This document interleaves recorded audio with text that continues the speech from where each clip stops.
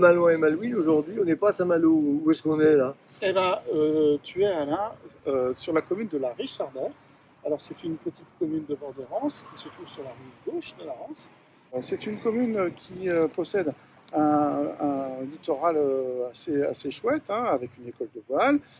Pas mal de Richardaisiens habitent la Richardaie mais travaillent sur l'autre bord de la rive. Et tu vis, toi, à la Richardaie. Bah, tu as envie de t'impliquer, tu as envie de t'engager pour ta commune. Bah écoute, oui, ça fait 30 ans que je vis à la Richardaie. Euh, j'ai été président de l'école de voile pendant quelques années. Et c'est vrai que mon engagement politique, il est assez tardif. Moi, je ne suis pas d'un milieu très militant au départ. Je suis né en 1964 à Berlin, d'un père militaire et d'une femme au foyer. Et donc, je suis né à proximité de la RDA. Alors, est-ce que j'ai été contaminé à ce moment-là, hein, par les idées de gauche? En tout cas, j'ai toujours eu cette sensibilité. Et puis, j'ai eu un père militaire, mais j'ai été objecteur de conscience. Mon premier engagement, c'est celui-là. Mais ensuite, je n'ai pas été très militant. Et en fait, le tournant un peu, c'est 2005, le traité constitutionnel. À partir de cette date, je me suis senti quelque part dans l'obligation de ne plus simplement regarder passer les trains, mais de m'engager véritablement. Je suis rentré d'abord dans la lutte auprès de gens comme Jean-Luc Mélenchon. Et puis, au fur et à mesure, j'ai suivi le mouvement du Parti de gauche d'abord, puis de la France insoumise. Et puis, me voilà aujourd'hui. Être maire d'une commune ou être dans une équipe qui est à la tête d'une commune, c'est tous les jours faire de la politique, prendre des décisions qui vont impliquer la vie des Richardaisiens. Pour te donner un exemple concret, si moi c'est la sécurité qui m'obsède, je vais équiper ma ville de caméras qui vont me coûter très cher, qui vont être peu efficaces. Et si maintenant je regarde le monde avec les lunettes de l'écologie, eh ben, je vais plutôt privilégier la régie publique de l'eau, je vais privilégier les cantines bio en circuit court. Donc vraiment, je pense que on se trompe en disant que on ne fait pas de politique ou on se présente sur une liste apolitique. Et toi, tu es donc un militant politique et en même temps, tu participes pleinement à la création de cette dynamique voix commune. Tu dis, il n'y a pas que les gens qui sont dans les partis politiques qui font de la politique. C'est ce qui m'a fait vraiment adhérer très rapidement en tant que militant et force politique à voix commune. L'initiative est quand même remarquable. Sur l'échelle de la circonscription, développer des outils qu'on met en commun au service d'un projet politique soutenu par une charte où on trouve nos valeurs, les gens disent ah mais quand même démarrer par une charte.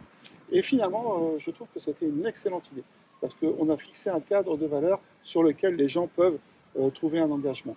Donc c'est tout naturel pour moi de m'engager en tant que voix commune. La liste n'a pas encore trouvé son nom, on décidera bien sûr en équipe forcément, mais moi j'ai une préférence bien sûr pour voix commune la Richardaie. Dans la réflexion de voix commune, il y a toute une réflexion sur qu'est-ce que c'est que la démocratie à l'échelle locale, qu'est-ce que c'est que de vivre l'écologie au quotidien, ou quelles sont les réformes sociales dont on a besoin à l'échelle d'une commune. Il y a autre chose, je trouve, très intéressant dans la commune, c'est que beaucoup de choses maintenant dépendent de la commune, bien sûr, mais aussi beaucoup de décisions se prennent à l'échelle de l'agglomération. Et donc, d'avoir une force politique qui se développe à l'échelle des circonscriptions, c'est très important. Si un jour on souhaite faire un grand service public de transport gratuit à l'échelle de la Gaule, il faudra que Saint-Malo, bien sûr, soit acquis à la commune, mais il faudra également que d'autres communes viennent soutenir l'action de Saint-Malo. Donc, c'est pour ça que c'est si important qu'à la fois, évidemment, le vaisseau amiral qu'est Saint-Malo dans notre action soit vraiment bien représenté, mais également que d'autres communes, à l'échelle de la Circo, reprennent les projets de votre commune. Alors concrètement ici, sur ta commune, il va falloir faire une liste. Alors comment ça se passe? Oui, c'est un challenge, mais en fait, la manière dont on a construit aussi votre commune, qui est de ne pas se déclarer au dernier moment. Tu le sais très bien, Alain, ça fait des mois qu'on travaille sur le développement de ce projet. Ça aide parce que sur le long terme, les gens savent qu'il se passe quelque chose. J'ai 21 personnes qui sont prêtes à s'engager sur la liste. et qui ne sont pas rebutés par le fait qu'on affirme une orientation qui est une orientation à gauche. En fait. Bah non, tu as raison, c'était clairement affirmé dans la charte. Les municipalités, on pense aussi au maire. Donc en fait, on pense aussi à la tête de liste. Alors je crois qu'à Voix commune, on a une position un peu par rapport à ça. Oui. Il ne suffit pas de se déclarer compétent pour être maire ou de vouloir être maire. Alors là, il ne s'agit pas de faire une élection avec de nouveau recommencer les mêmes erreurs à longueur de temps, mettre quelqu'un qui va être le décideur. Et donc là aussi, Voix commune est parti sur l'idée d'un bilan qui est tout à tête de liste. Et en fait, on cherche plus à constituer une équipe en réutilisant les méthodes de co-construction sur le programme. Et alors, la deuxième chose aussi, je crois que quand on est citoyen, on se pose quand même, c'est bon, on va envoyer des conseillers, mais est-ce qu'il faut être compétent? Alors, comment tu poses cette question-là? Qu'est-ce que ça veut dire être un conseiller compétent? Il faut faire des études pour ça? Il faut aller à Sciences Po? Sans doute, ça ne nuit pas. Là aussi, on paye beaucoup le fait que justement, en intimidant les gens, on les paralyse. Je pense que tu te souviens en 2020, notre expérience au niveau des municipales, le problème n'a pas été d'aller chercher des idées, le problème ça a été de sélectionner, de faire en sorte de traduire ces idées en un programme. Donc les gens ont des idées, ils savent déterminer le bien commun, ils savent qu'une cantine en circuit court et en bio, c'est bon pour les habitants. Donc déterminer l'intérêt général, ça ne demande aucune compétence. Aucune compétence. Ça nécessite de la bonne volonté et un engagement au service de la collectivité.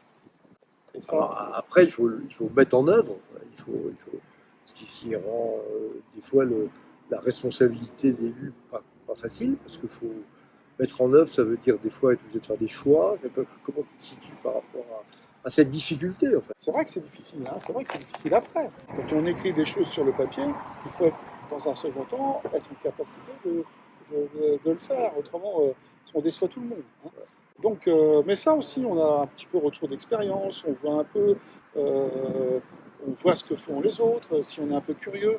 L'équipe municipale a quand même une latitude pour faire quand même beaucoup de choses. Aujourd'hui, on voit dans la presse, etc., il y a une espèce de bruit qui monte, comme quoi on ne voudrait plus être maire parce que c'est risqué, etc. Mais est-ce que précisément, le risque ne tient pas au fait qu'on soit tout seul, quoi? Et est-ce qu'un maire qui serait soutenu par un collectif, et qui est un collectif vivant, finalement prend moins de risques? Quand quelqu'un va être mécontent de ce qui se passe dans son jardin, ou etc., il va aller à la mairie et il va demander à voir le maire. On est d'accord. Donc ça, c'est une difficulté. Hein. Ça, il ne faut pas non plus l'exclure, la minimiser. D'ailleurs, c'est une des raisons pour lesquelles, à Voix commune, on dit beaucoup ça, c'est qu'il ne faut pas laisser aller les élus tout seuls. S'il y a 20 élus ou 30 élus, il faut qu'il y ait une équipe derrière. Alors ça, c'est un petit peu, ça va être un des thèmes des ateliers thématiques à venir, c'est comment faire vivre la démocratie à l'échelle locale. J'aime pas trop le terme démocratie participative, parce qu'il a servi à tout et n'importe quoi. Mais concrètement, ça veut dire qu'il faut quand même trouver le moyen d'associer. Alors là, je vais pas te donner des éléments de programme de notre Voix commune la Richardet. Il y a toute une série de choses qui sont possibles et qui permettent, en communiquant correctement sur la commune, faire en sorte que les gens comprennent que là, il y a des gens qui sont au service de la collectivité et non pas à défendre tel ou tel intérêt particulier ou une catégorie de la population. Voilà. Si on s'appelle Voix commune, c'est bien qu'on considère que c'est ensemble, avec le collectif, qu'on va trouver nos solutions. Voilà, ce sera notre manière de vivre en commun à la Richardet.